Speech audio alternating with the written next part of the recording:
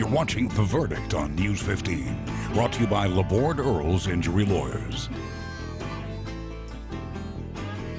More than a half century after the assassination, the last will and testament of a Louisiana State Police Captain, and the exhumation of the presumed assassin's body brought to light new evidence that turned history upside down.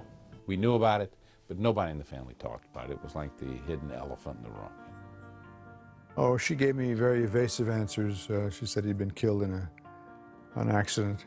He had, you know, what a lot of people thought was going to be the perfect life. He had a beautiful wife, he had a young son, and you know, that the family just felt that there was no way he could have done this. And that's what we kind of lived with for years. Huey was heavily armed. I mean, bodyguards, and they were all armed, so everybody felt that if anybody who would go to perform this kind of act was walking into a death sentence. One thing that brought it very dramatically to my attention, that was that Life magazine cover that showed my father's body riddled with bullets. That she couldn't shield me from. And that probably was, in a way, it kind of turned me off, because sometimes when things are too gory, you don't even want to think about them. I was trying a case in Gulfport, Mississippi, United States Federal Court, and the judge in the case was Lansing Mitchell. After the case, everybody was sitting down, and before he walked out of the courtroom, he pointed at me and says, "Pavi, get in my office." I said, "Well, this is unusual." You know. So I walked in his office and I sat down, and he says, "Carl Weiss." I said, "Well, that was my uncle. That was my mother's oldest sister's husband." He said, "Weiss didn't kill Long." And I was kind of taken back, and I said, "How do you know?" And he said, "I wrote Captain Gear's will." Gear was the head of the state police at the time. And I said, "Well, what?" He says, "In the will," he said, "I leave to my daughter the gun that I removed from Dr. Weiss's car after the incident in the Capitol." And then, of course, kind of on a dual path, in addition to getting the gun back, they were making the preparations to exhume Dr. Weiss's body. And they were going to send it up to the Smithsonian to see if he, had any kind of narcotics, drugs in him, which would have made him behave irrationally.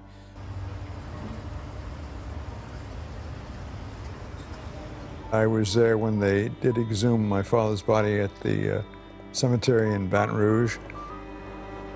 It was like a rain on a tin roof when they emptied the contents of the casket out, because there were so many bullets that had been left in my father's body. One of the things that we found was that there was a broken bone in the hand, the left hand of Dr. Weiss. There was a entry wound in the skull, which essentially right below the left eye. And then I think there was also some fractured in the forearms, which would indicate that his hands were up when they were shooting, or prior to the shooting starting. But anyway, that was some of the things that were, and of course there were no drugs or anything in the body that would, we felt would make him behave this way or act inappropriately. But a lot of people felt that, especially in the family, that it was just enough to say, "Hey, wait, maybe he didn't do it," and that's pretty much where it's been since then. I'm David Laborde. And I'm Digger Earles. This concludes our three-part series on the assassination of Huey Long.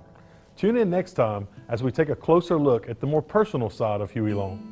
This presentation of The Verdict on News 15 was brought to you by Laborde Earles Injury Lawyers.